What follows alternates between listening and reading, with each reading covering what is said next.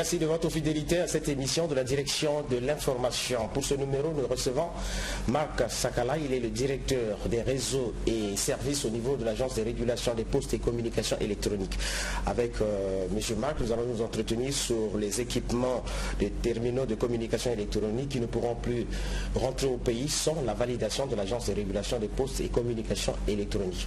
Merci M. Sakala d'avoir accepté notre invitation. Merci, monsieur. Alors, vous avez tenu récemment une réunion avec les distributeurs. Il était question de faire une mise au point. De quoi il a été question? La mise au point qu'il y a eu avec les distributeurs est une opération que nous avons commencé déjà depuis plusieurs mois, plus précisément en octobre 2018. C'est une opération qui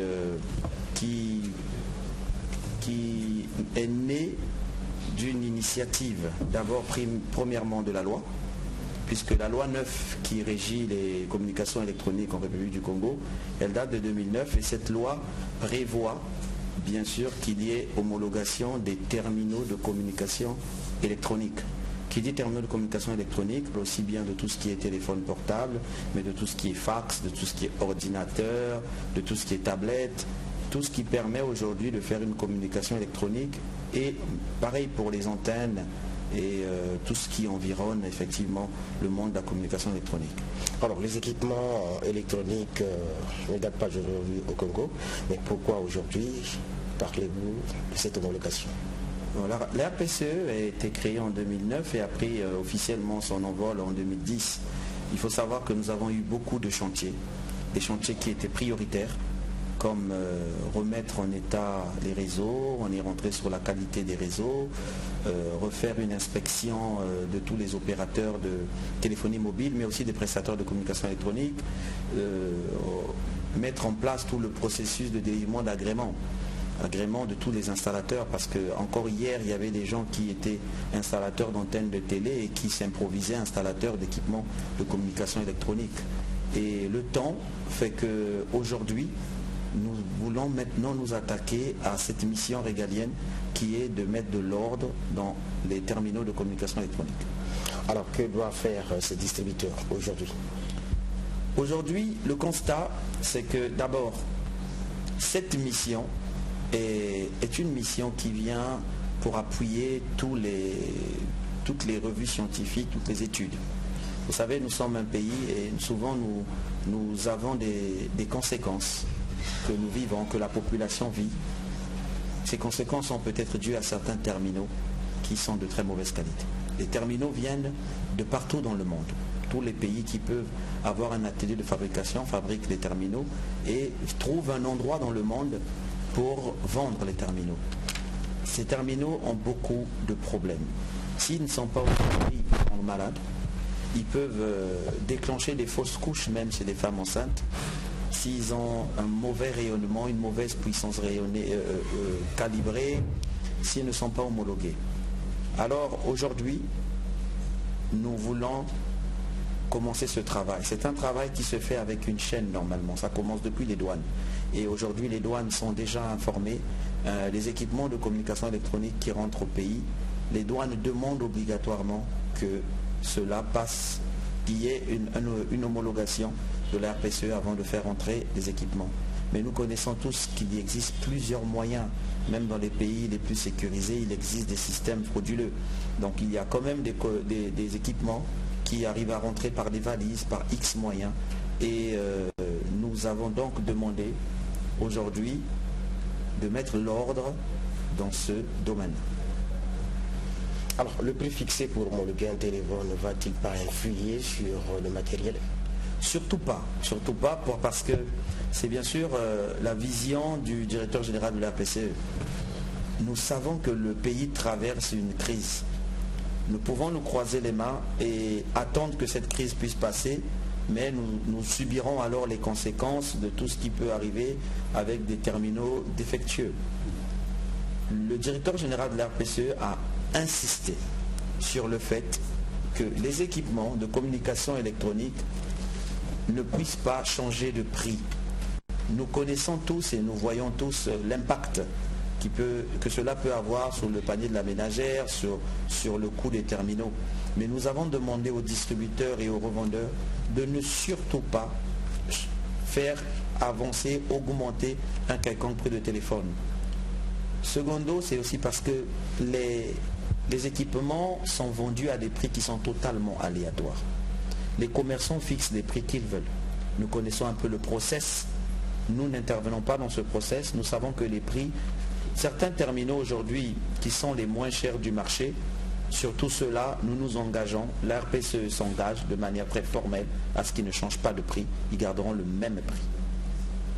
Les terminaux qui sont les plus chers du marché, vous et moi, vous savez, on va nous vendre un terminal, on va vous proposer un premier prix à 300 000 francs, vous allez finir par l'acheter à 180 000. Vous ne pensez pas que les 2 000 francs d'homologation sont totalement inconnus pour l'utilisateur, mais sont totalement absorbés dans les bénéfices de celui qui vend le téléphone. Alors pour l'utilisateur, le client qui va acheter un téléphone au marché, comment reconnaître que ce téléphone est homologué? Nous avons commencé un travail aujourd'hui.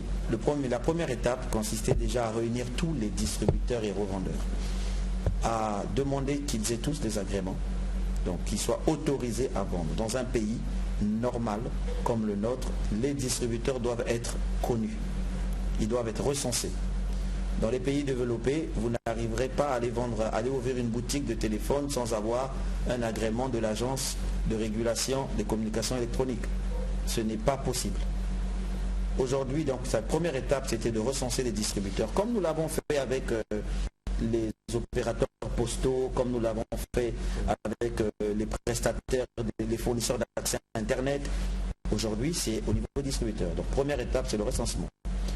Deuxième étape, nous avons demandé qu'ils nous ramènent des échantillons et qu'ils déclarent leur stock, les stocks de matériel qu'ils ont, afin qu'on commence le protocole, le processus d'homologation. Pour savoir quels sont les téléphones qui sont bien en règle, que les constructeurs déclarent bien avoir fabriqués et si ces téléphones fonctionnent bien. Cela très rapidement, nous allons délivrer des certificats d'homologation pour ces téléphones et qui seront capables d'être vendus avec des numéros de série. Celui qui va acheter son téléphone d'ici quelques mois sera capable de demander à son vendeur la possibilité de voir si son téléphone est bien homologué afin d'éviter toute surprise. Ce travail aussi est avantageux, je le mets en avant parce que nous avons remarqué qu'il n'y avait aucun principe sur les garanties de téléphone. Beaucoup de personnes achètent un téléphone sur le marché, ont une garantie de 3, 4 jours, 5 jours, une semaine. Et le revendeur ou le distributeur ne veut pas reprendre son téléphone bien qu'il y avait un défaut de fabrication.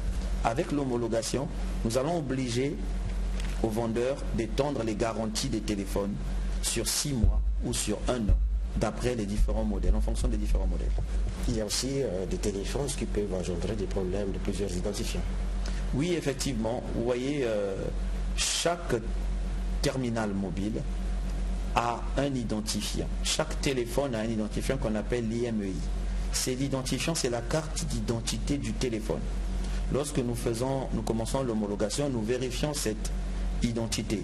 Nous vérifions si ce numéro correspond bien d'abord au fournisseur ou au constructeur qui est marqué. Parce que souvent, vous allez avoir un IMEI qui vous est donné sur un téléphone d'une certaine marque, mais le constructeur de cette marque ne reconnaît pas ce numéro de série chez lui, ou il ne reconnaît pas cet identifiant.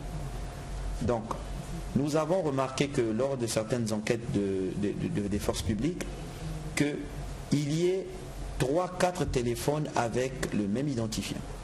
Qui veut dire comme si vous avez 4 personnes avec la même identité. C'est exactement la même chose. Un téléphone qui a commis un délit, qui a servi pour commettre un délit, si celui-là, il commet son délit, il casse son téléphone, il le jette, les forces de l'ordre peuvent aller saisir ou arrêter une autre personne, mais qui a le même identifiant. Et cela, bien sûr, à son insu totale de ce qui venait de se passer comme délit. Est-ce qu'aujourd'hui, au niveau du régulateur, vous disposez du matériel pour effectivement identifier les téléphones de la contrefaçon? Bon, il existe plusieurs méthodes dans l'homologation. La première, c'est d'abord de vérifier la conformité fonctionnelle du téléphone. C'est le niveau le plus bas.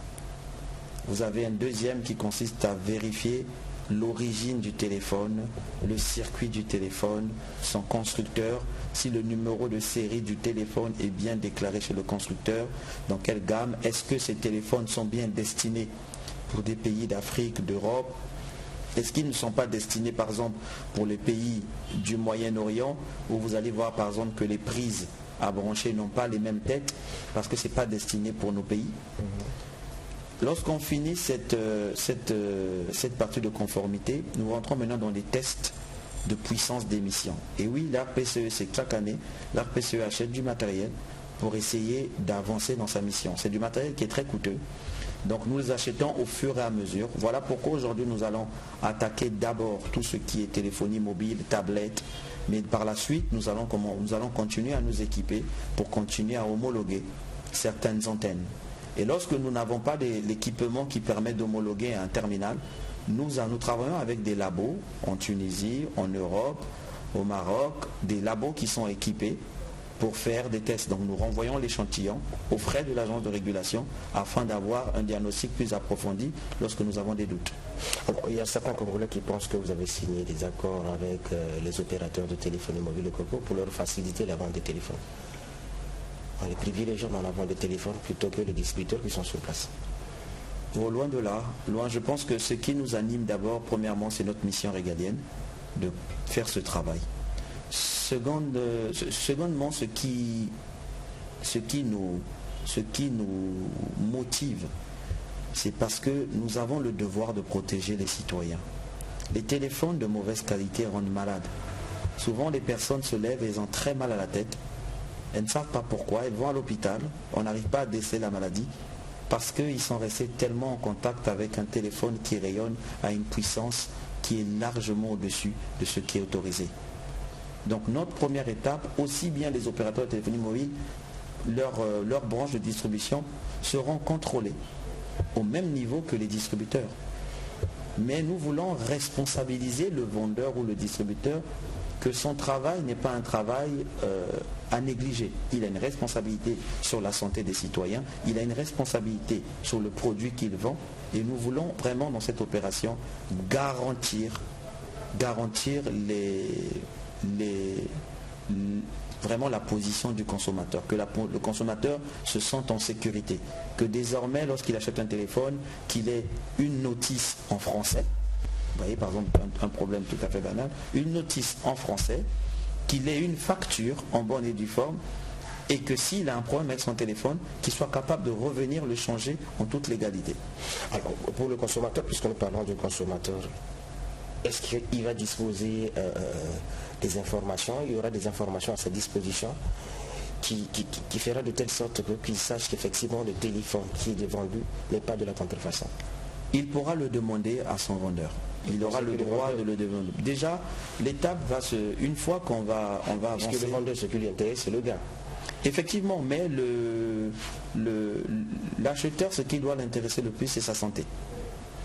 Sa santé. Et au prix de sa santé, il doit prendre le temps de demander si son téléphone est de bonne qualité, s'il a été homologué. Lui, dans quelques temps, c'est pas un technicien, comment est-ce qu'il le saura? Oui, déjà, ce que je veux dire, c'est que dans quelques temps, avec l'opération que nous sommes en train de mener, nous allons fermer les distributeurs qui ne veulent pas se mettre en règle.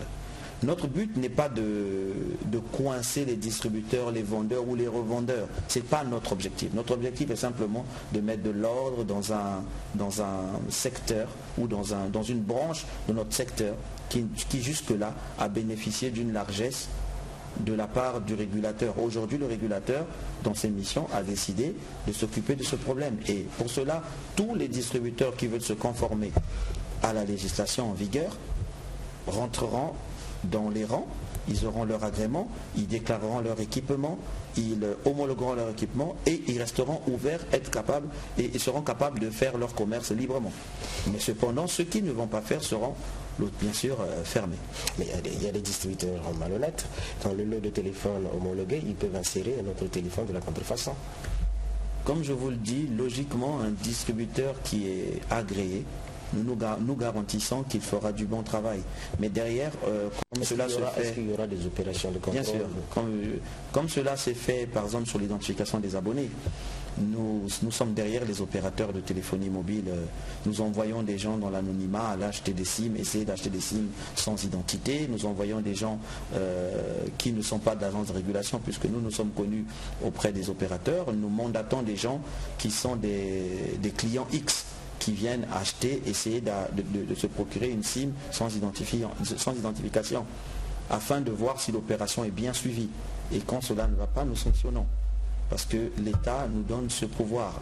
Il en sera de même sur celui qui a agréé. Il y aura des contrôles, il y aura des gens qui viendront, qui achèteront des équipements, qui demanderont à voir la preuve, et sur tout ce que nous allons collecter, nous ferons des regroupements pour savoir si ce téléphone est bien homologué, si ce n'est pas une contrefaçon, si ce n'est pas introduit. Donc nous ferons des enquêtes sur le terrain obligatoirement. Il y a un délai supplémentaire qui a été accordé à ces distributeurs. Est-ce qu'on peut en savoir davantage sur ce délai? Oui, ce délai a été accordé aux distributeurs suite à la circulaire du directeur général de la RPCE, sommant les distributeurs de rentrer dans les rangs. Ce travail, comme je vous l'ai dit, il a commencé depuis le mois d'octobre. Nous sommes allés vers les distributeurs, nous sommes allés les rencontrer. Certains ont été, courtois de nous recevoir. D'autres ont refoulé de manière inappropriée les agents qui étaient allés sur le terrain. Nous avons demandé une réunion avec ces distributeurs, nous avons communiqué. Certains sont venus, comme je dis, le 17 décembre, on a fait une grande réunion avec eux. Ils ont évoqué leurs problèmes, parce que le but, pour qu'une loi soit bien appliquée, la manière dure ne passe toujours pas. Donc il vaut mieux commencer par le dialogue, voir, comprendre les problèmes, qu'est-ce qui empêcherait. Et le DG a pris des engagements pour pouvoir permettre à ces opérateurs de ne pas trop souffrir, parce qu'effectivement c'est une opération, et tout le monde pensait que c'est une opération qui avait directement un lien avec un problème financier. Loin de là, nous avons dit aux opérateurs que tous les opérateurs qui s'engageaient à temps, nous regarderons cela, parce que le but pour nous n'est pas de cogner ou de fermer. Le but, c'est vraiment de protéger la population.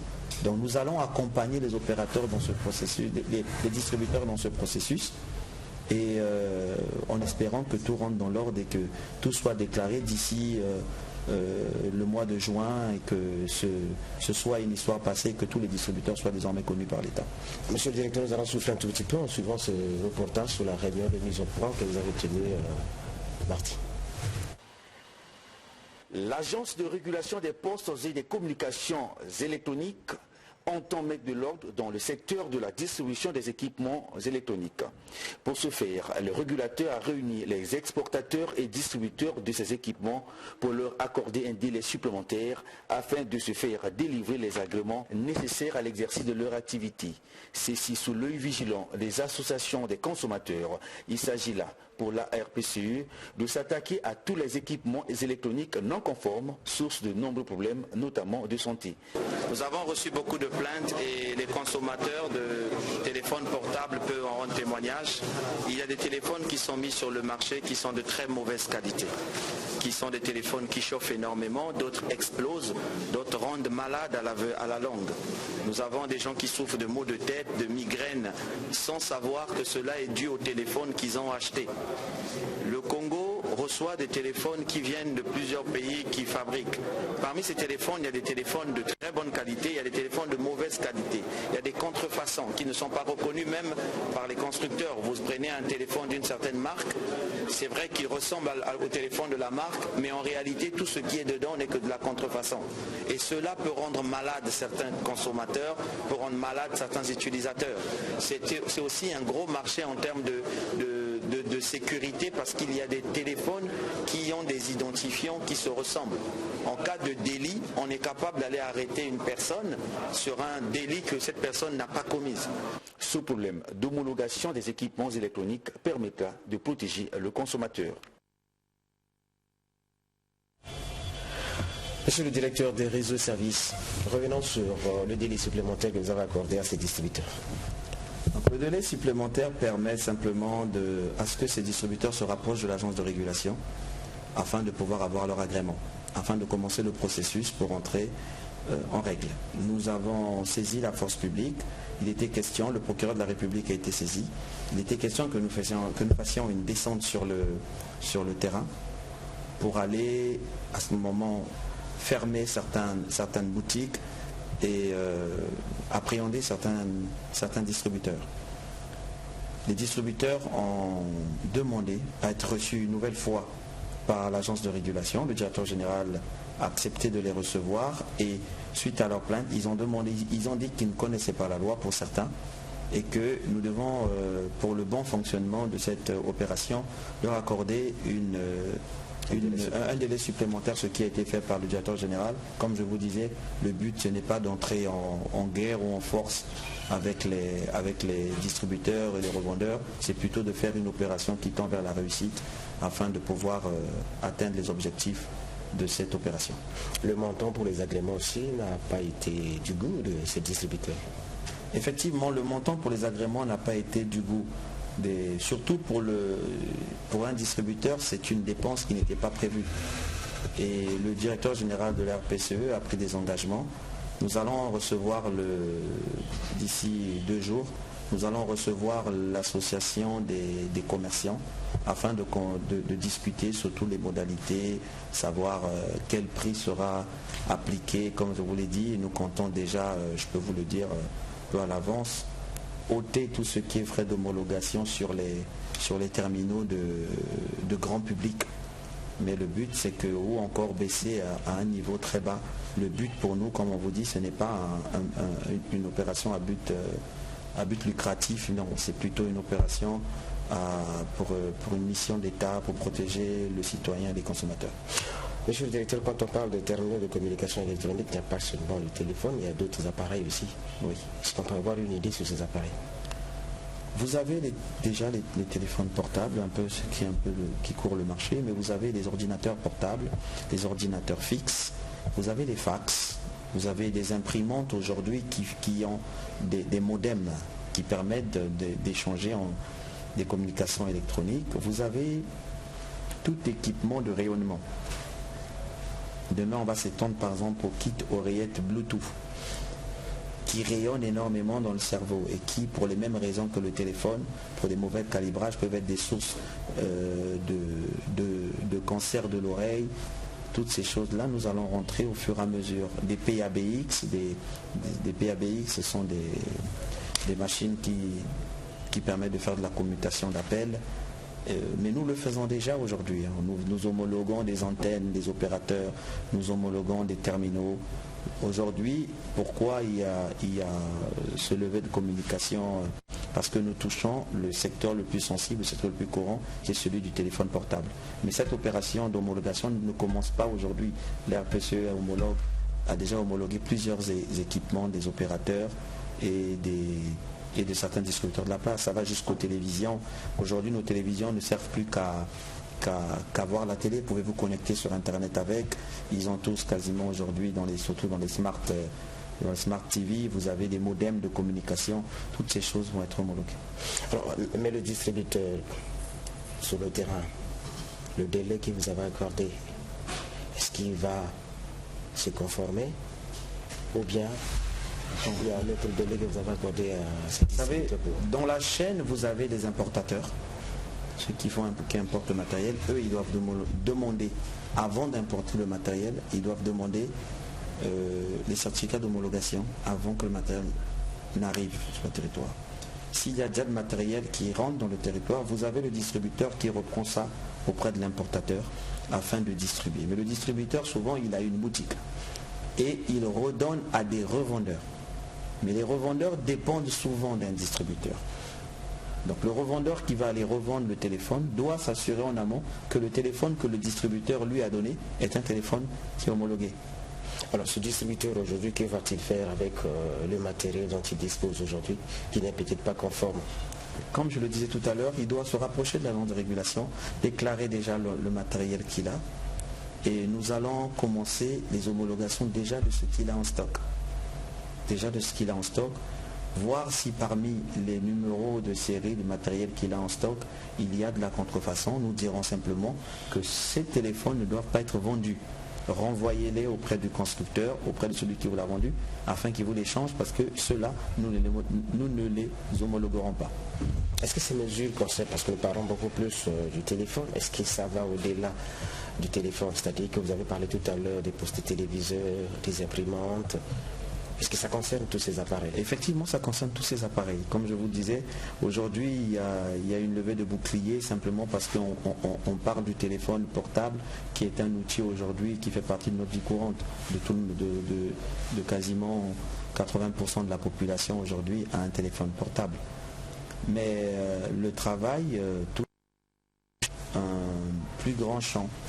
Les téléphones portables, comme je dis, des fax, des téléphones fixes, de tous des appareils de communication électronique. Monsieur le directeur, il ne reste plus assez de temps. Quel est le message particulier que vous pouvez adresser à ces distributeurs, mais également aux consommateurs qui vous écoutent en ce moment?